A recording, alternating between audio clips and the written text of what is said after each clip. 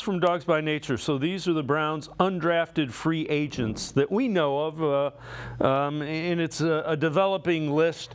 So Aiden Robbins, running back from Brigham Young. Brown, wide receiver from Carolina, who was opposite Leggett.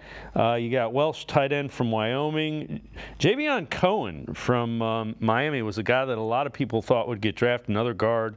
You got Thompson, offensive lineman from Rhode Island.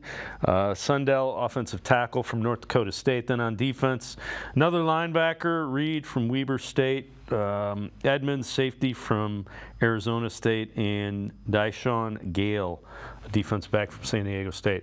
The one that jumps out to me is Cone. A lot of people had him going, 5th, 6th round of the draft.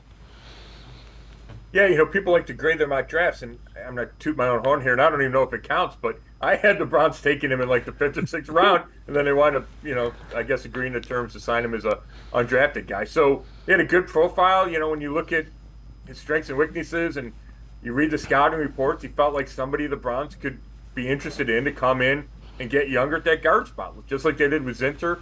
I think there's a spot there, right? I mean, you have Zinter, you have Mike Dunn, and you got Whippler. I think there's still a question mark about Whippler.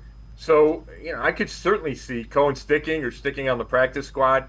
And then the rest of the guys, it's all about positions and filling out spots, guys that showed you something along the draft process. Tight end makes sense.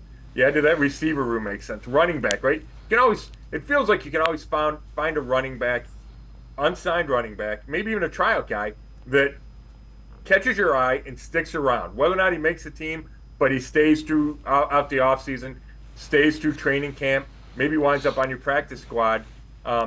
I think that's a position you always want to target in this area. The other thing is the last couple of years, and it wasn't this way before that, but you've had undrafted rookie free agents stick. Safeties for, DeAnthony Bell, Hickman, McAllister, all kind of stuck. Yeah, Diabate at linebacker, right? Yep. So which is interesting because the roster has felt more and more kind of locked down, right? It's better than it used to be. It feels like there's less openings, but that doesn't mean you can't win a job. You really can, and we saw that. We saw that last year from the guys you mentioned. So, I probably wouldn't bet on any of these undrafted guys making the 53-man, but you certainly cannot rule it out.